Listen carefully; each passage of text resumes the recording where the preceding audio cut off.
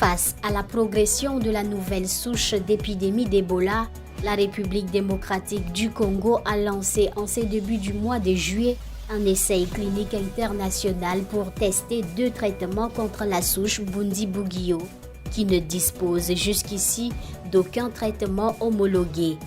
Coordonné avec le soutien de l'Organisation mondiale de la santé et plusieurs partenaires internationaux, l'étude compare un anticorps monoclonal, le MBP-134 et l'antiviral Remdesivir.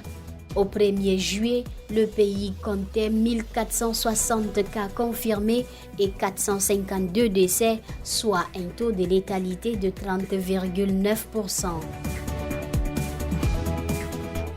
Des chercheurs de l'université Cheikh Anta Diop de Dakar ont découvert une nouvelle espèce bactérienne baptisée Neobacillus camara à partir du microbiote du lait maternel au Sénégal.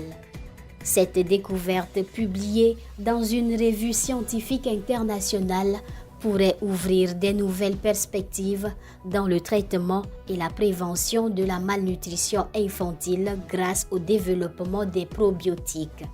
La bactérie a été nommée en hommage au professeur Maktar Camara, enseignant-chercheur à l'UCAD, pour sa contribution et à la recherche en microbiologie. L'Organisation des Nations Unies a lancé ce vendredi 3 juillet une alerte rouge face à la dégradation de la situation à El Obeid au Soudan, où les combats entre l'armée et les forces de soutien rapide menacent des centaines de milliers de civils. Selon le haut-commissaire aux droits de l'homme Volker Turk, les frappes des drones ont déjà fait au moins 45 morts et 41 blessés parmi les civils, tout en détruisant des infrastructures essentielles.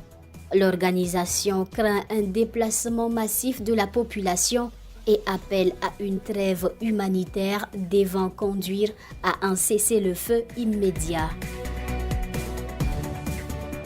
12 ans après une première loi restée peu appliquée, le gouvernement nigérien renforce l'interdiction des sachets plastiques dans les supermarchés.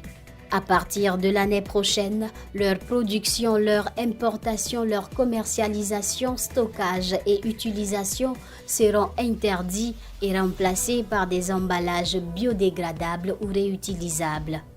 Les contrevenants risquent 6 mois à 1 an de prison pour la production ou l'importation, 3 à 6 mois pour un usage professionnel, ainsi qu'une amende de 100 francs CFA par sachet pour un usage domestique.